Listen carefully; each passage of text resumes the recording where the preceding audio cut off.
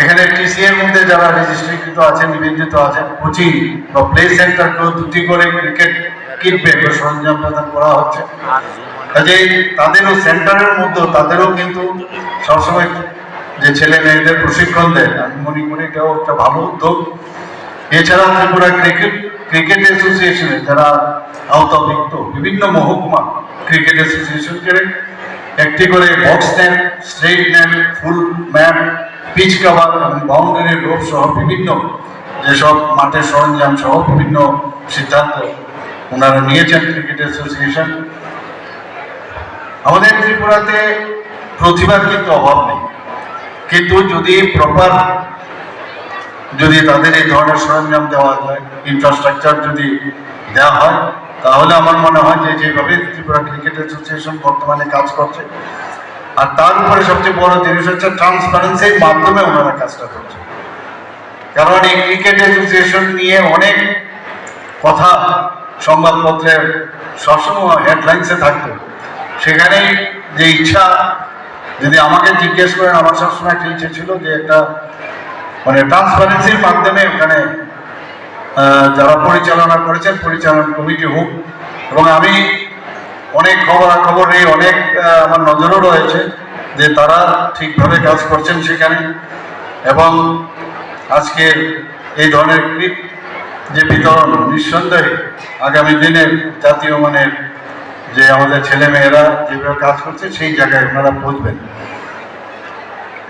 আমাদের ত্রিপুরাতে আমরা শুধু ক্রিকেটের বিষয় না, আমরা গত 8 বছরে মাননীয় প্রধানমন্ত্রী শ্রী নরেন্দ্র মোদীজি বারবার বলছেন, গত মন কি বাত অনুষ্ঠানেও আপনি দেখেছেন যে প্রথম উনি যে মানে যাদেরকে মানে আমি বলবো ধন্যবাদ জানিয়েছেন, ক্রিকেটের থেকে আরম্ভ করে অন্যান্য যারা মানে অ্যাথলিট যারা আছেন তাদেরকে উনি ধন্যবাদ জানিয়েছেন বিভিন্ন ক্ষেত্রে সফলতার জন্য। আজকে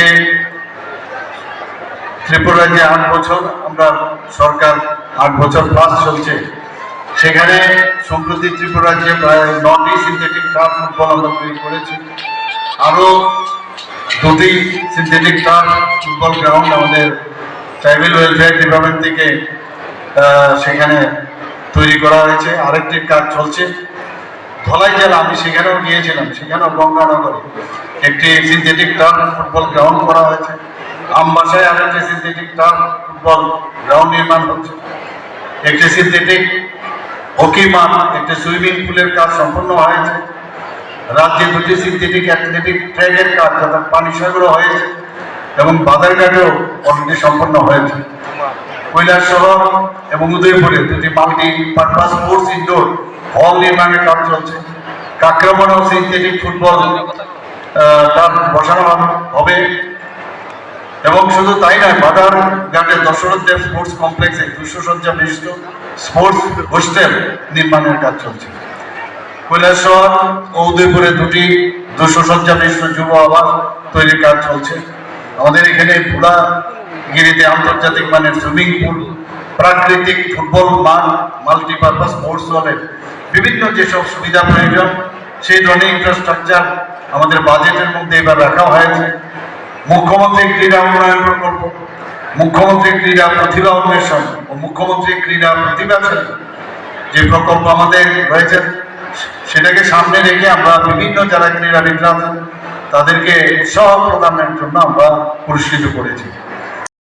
অর্থ বছরে আমাদের যে যুব বিষয়ক ক্রীড়া দপ্তরের জন্য বেশ কিছু উদ্যোগ রাখা হয়েছে, যা আগামী দিনে ক্রীড়া যে ইনফ্রাস্ট্রাকচার আছে সেটাকে আরো বেশি করে প্রসারিত হবে। সেগুলো কি আগরতলায় বাজারঘাটে প্রায় 30,000 দর্শক একসাথে যাতে সেখানে খেলা দেখতে পারে, সেই 30,000 দর্শক আসন বিশিষ্ট একটা গ্যালারি আমরা নির্মাণ করব।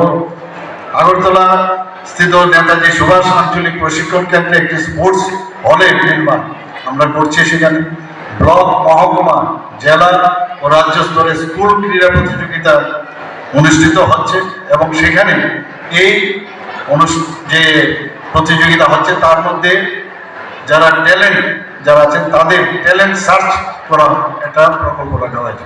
এইভাবে একের পর এক আমরা চাইছি, কারণ আমরা জানি যে healthy mind resides in healthy body. যদি আমাদের আগামী যারা প্রজন্ম আছে তারা যদি সুস্থ দেহ থাকে তাহলে সুস্থ মাইন্ডও থাকে।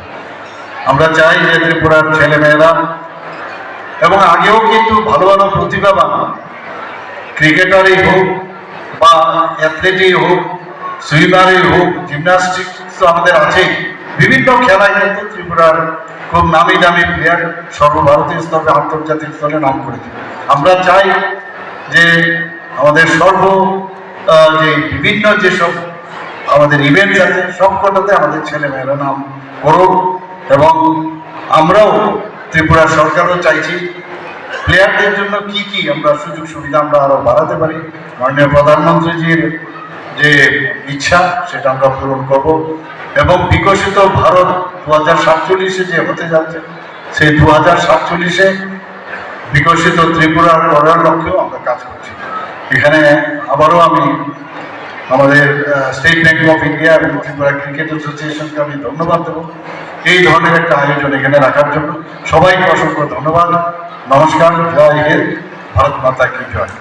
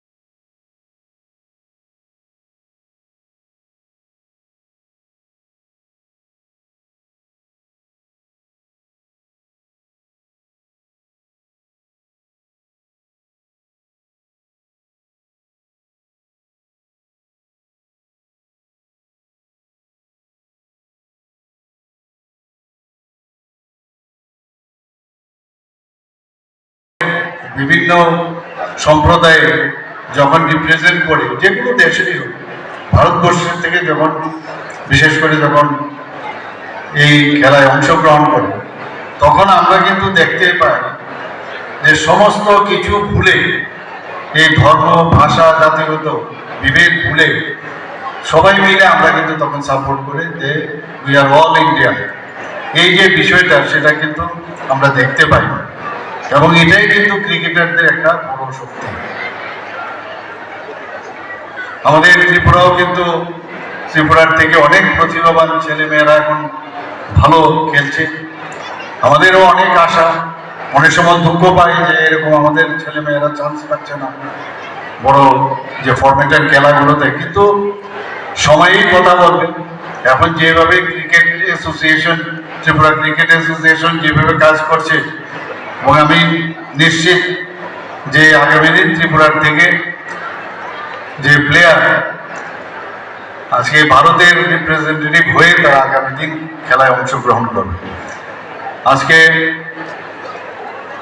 টিসিএ ত্রিপুরা ক্রিকেট অ্যাসোসিয়েশনের তরফ থেকে বিভিন্ন যেসব প্রশিক্ষণের ব্যবস্থা, ইনফ্রাস্ট্রাকচার ডেভেলপমেন্ট থেকে আরম্ভ করে আজকে এখানে দেওয়া হবে প্রয়োজনীয় ক্রীড়া সামগ্রী, সেগুলো তো দিচ্ছেই।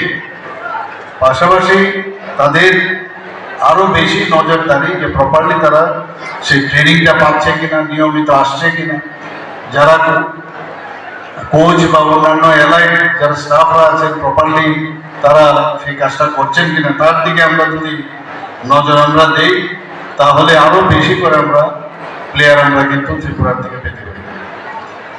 আমার কাছে ত্রিপুরা একটা ক্রিকেট একাডেমি, আমি যখন সভাপতি ছিলাম তখনও আমি চেষ্টা করেছি, তো তার কাজও প্রায় অনেকটা এগিয়ে এসছে, একটা জায়গাও আমরা চিহ্নিত করেছি।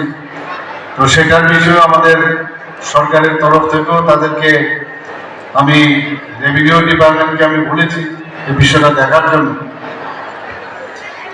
আমি গত 4-5 দিন আগে দিল্লিতে আমি ছিলাম, সেখানেও আমি এই ক্রিকেট স্টেডিয়ামটা যাতে আপনি ওদেরকে বলুন তাড়াতাড়ি কাজটা যেন সম্পন্ন হয়। উনি বলছেন যে मैं चाहता हूं अभी जाके उनको कहता हूं। তো আমাদের তরফ থেকে প্রায়শই যখন ক্রিকেট অ্যাসোসিয়েশনের তরফ থেকে আমার সাথে যোগাযোগ হয়, আমি একটু নজরদারি রাখার চেষ্টা করি যাতে তাড়াতাড়ি এই স্টেডিয়ামটা হয়। ফ্লাইটের থেকে প্রথমেই যখন ল্যান্ড করে তখন আমরা প্রায় লেফট সাইডে দেখি যে কি পজিশনে আছে স্টেডিয়ামটা, একটা কানেকশন অ্যাটাচমেন্ট এত স্ট্রং। তো দেখছি যে কাজ হচ্ছে, বা ওইদিকে যদি যাই বিভিন্ন প্রোগ্রামে সবসময় একটা নজর থাকে যে স্টেডিয়ামের কতজন লোক কাজ করছে। তো সেই সময় আমি ক্রিকেট অ্যাসোসিয়েশনের যারা আছেন সেক্রেটারি, প্রেসিডেন্ট, ট্রেজারার, অন্যান্য যারা আছেন তাদের সাথে আমি কথা বলি যে কি হচ্ছে এবং কবে নাগাদ সেটা শেষ হবে। সেক্রেটারি মহোদয় বলেছেন যে চিঠি দিয়েছেন, কিন্তু তারপরেও যাতে এটা যে কমিটমেন্ট করেছে কমিটমেন্টটা যাতে তারা বজায় রাখে তার দিকে নজর রাখতে হবে।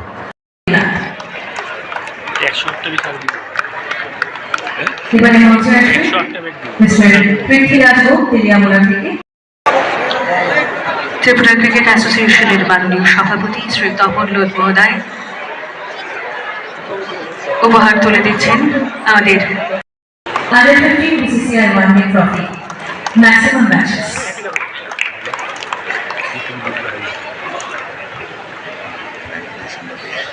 Regional Manager, State Bank of India. সকলকে অনুরোধ করব করতালি দেবার জন্য।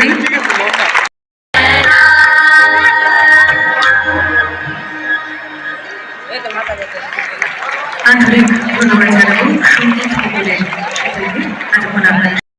বিশালগড় এবং উদয়পুর ক্রিকেট অ্যাসোসিয়েশন, বিশালগড় এবং উদয়পুর ক্রিকেট অ্যাসোসিয়েশনকে প্রস্তুত থাকতে অনুরোধ করছি।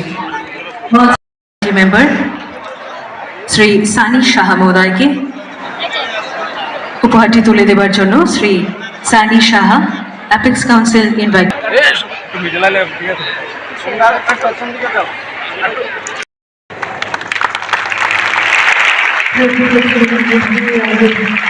আজকের এই অনুষ্ঠানটি ত্রিপুরা ক্রিকেট অ্যাসোসিয়েশন আয়োজিত এবং স্টেট ব্যাংক অফ ইন্ডিয়ার সহযোগিতায় সহ প্রস্তুত থাকতে অনুরোধ করব।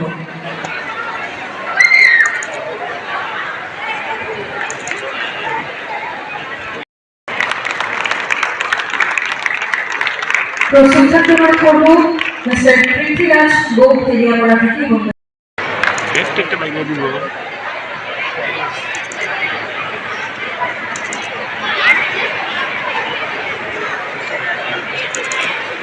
আসলে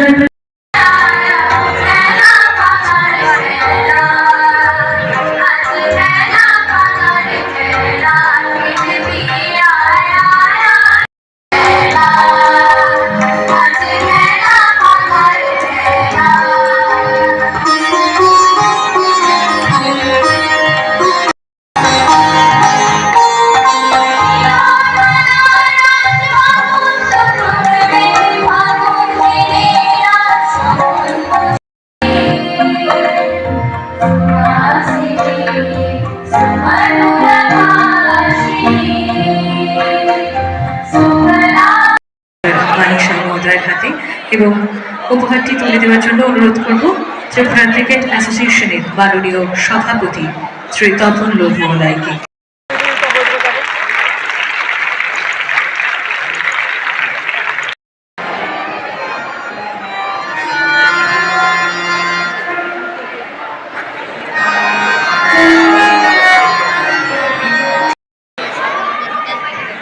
এবারে ত্রিপুরা ক্রিকেট অ্যাসোসিয়েশনের পক্ষ থেকে আমরা মঞ্চে উপবিষ্ট আমাদের প্রধান অতিথির সঙ্গে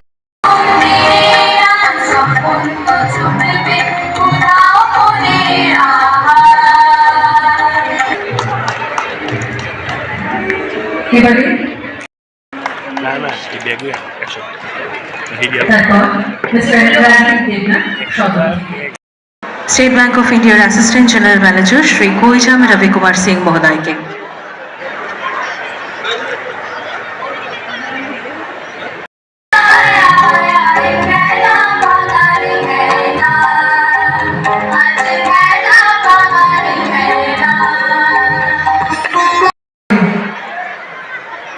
প্রথমে বন্ধ করে দেব আমাদের আজকের অনুষ্ঠানের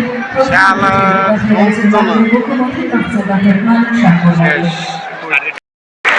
এরপর আমরা উপহার তুলে দেব স্টেট ব্যাংক অফ ইন্ডিয়ার রিজিওনাল ম্যানেজার শ্রী দেবাশিস চন্দ্র দাস মহোদয়কে। উপহার তুলে দেবেন টিসিএর মাননীয় সম্পাদক শ্রী